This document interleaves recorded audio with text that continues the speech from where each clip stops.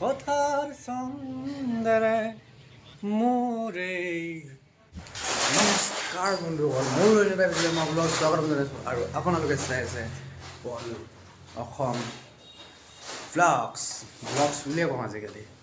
আজিকালি পল Assam YouTube channel বুলি নকওঁ, কাৰণ আপোনালোকে চেনেলটো মোৰ চাইছেই, তো সেইটো কাৰণে চেনেল বুলি নকওঁ।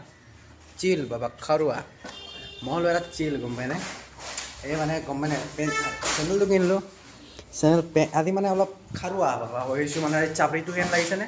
টুপিটো লগাই দিলে মানে বেছি চাপৰিটো লাগে, চেণ্ডাল আধাটো খুলি এনেকৈ অলপ পিছলৈ গৈ অলপ গম পাইছে আৰু ন, সেনেকুৱা।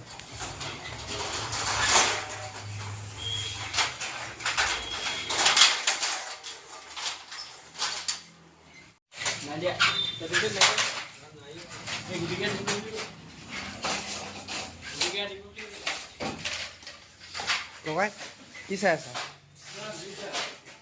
মোবাইল চাই আছা? ৱাচিং ফৰ ভিডিঅ' মাই ক্ৰিয়েটাৰ।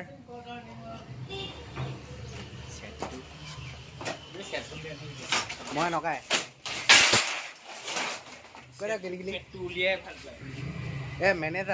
মেনেজাৰে আজি বস্তু দাঙিবলগীয়া হৈ গৈছে আৰু আমি কৰ্মচাৰীয়ে বহি আছোঁ।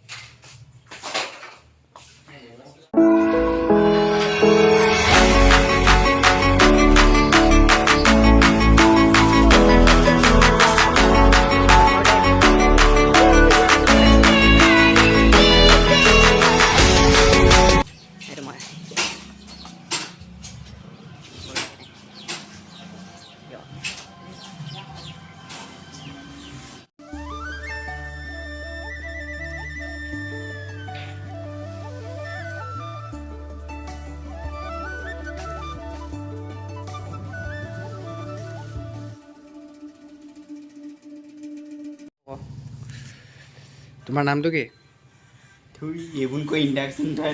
একো নহয়, আকৌ বেয়া কথাটো কি বেয়া কথা নক'বা আকৌ। নামটো ক আকৌ।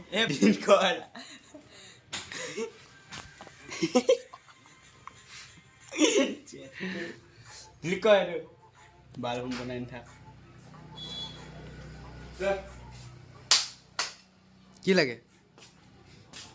তই গান এটা গা, তেতিয়াহে মই দিম ধুনীয়াকৈ সুৰ এটা দে। আৰে ভাল লাগে ন, মই গান নালাগেতো। আৰে মোৰ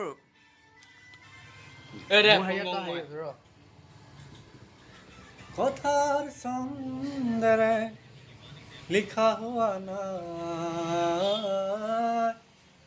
মোৰ এই কবিতা,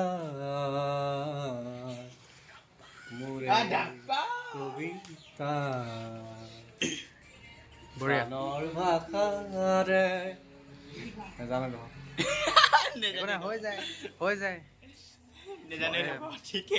মানে ইমানকৈ যে মুখস্থ কৰি থ'বই লাগিব সেইটো কোনো কথা নহয়, গাব পাৰিছে সেইটোৱে বহুত। যদি আপোনালোকৰ ভিডিঅ'টো চাই ভাল লাগিলে তেনেহ'লে লাইক কমেণ্ট শ্বেয়াৰটো কৰি দিব, ধন্যবাদ। লগতে আপুনিও কৈ দিয়ক, লাইক কমেণ্ট শ্বেয়াৰ কৰি দিব। জয় জুবিন দা।